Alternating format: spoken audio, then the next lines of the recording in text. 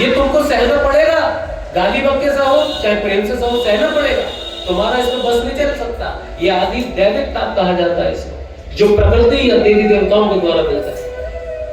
दूसरा ताप होता है आदि भौतिक ताप। भौतिक ताप होता है पूर्व जन्मों में जो हमने जितने हमने कर्म किए उनके फलस्वरूप किसी को सताया, किसी का कुछ हड़पा, है ना। कई बार क्या होता है, लोग कहते हैं भैया हमारे पैसे मार लिए, किसी ने किसी के पैसे को मार नहीं सकता, उसके ताकत ही नहीं है।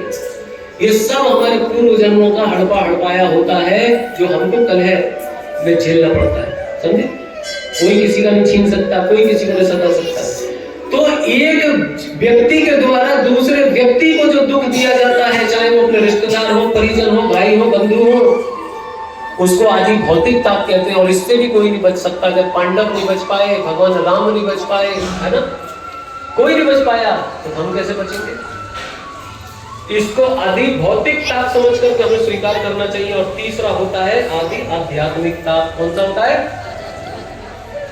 आध्यात्मिक ताप। आध्यात्मिक ताप उसे कहते हैं जो हमारे ही शरीर में महारोग के रूप में प्रकट होता है।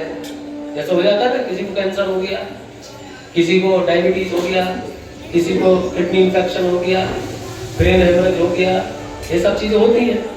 तो ये आदि आध्यात्मिक ताप होता है, जिसके भाग्य में वो आ गया उससे वो बच नहीं सकता। इन त्रितापों से यदि कोई बचा सकता है तो एक ही ब्रह्मास्त्र है, और वो क्या है? हरि का नाम।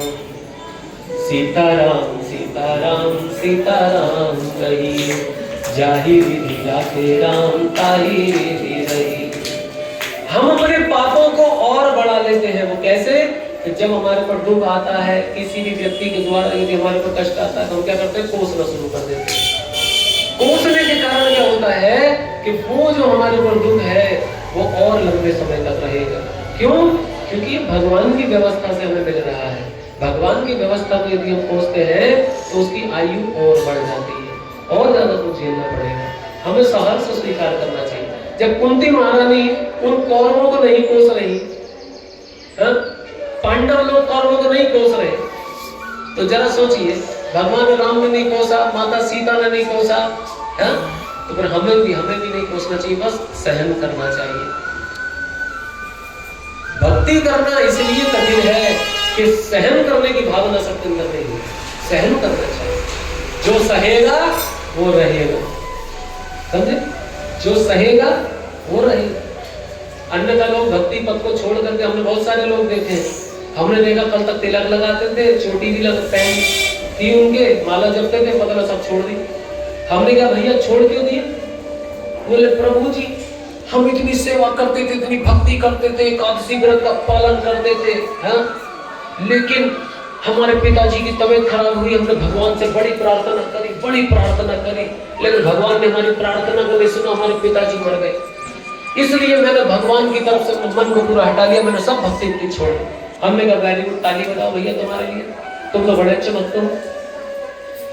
भक्ति इसलिए छोड़ दी कि पिताजी को मार दिया, लेकिन इसलिए भक्ति करोगे नहीं कि पिताजी को पैदा किसने करा था? हा?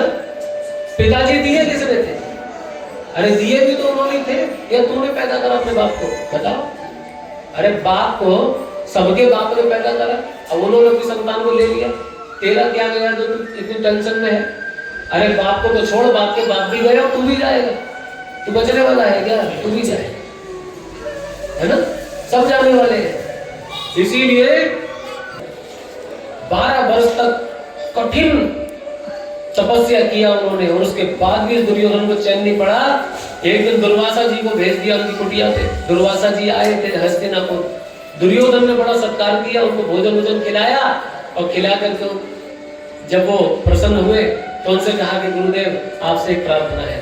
दुर्वासा जी बोले अरे भाई तू बता क्या चाहिए, तूने तो बड़ी अच्छी सेवा की है, तू बता। दुर्योधन ने कहा कि फला जंगल में मेरे जो भाई हैं, मैं उनसे बड़ा प्रेम करता हूँ, वो जंगल में हैं, जैसे आपने हमको सेवा करने का अवसर दिया, आप जरा उनको भी दीजिए, उससे उनका कल्याण होगा। जबकि मन में क्या भाव था कि वो पांडव जब जंगल में रहेंगे तो उनकी दुर्वासा जी की सेवा करने में वो असमर्थ है, क्योंकि दुर्वासा जी के साथ 10,000 उनके शिष्य हैं, कहां से उनको इतना भोजन खिलाएंगे? उनको संकट में डालने के लिए दुर्योधन ने दुर्वासा जी को भेज दिया कि जब वो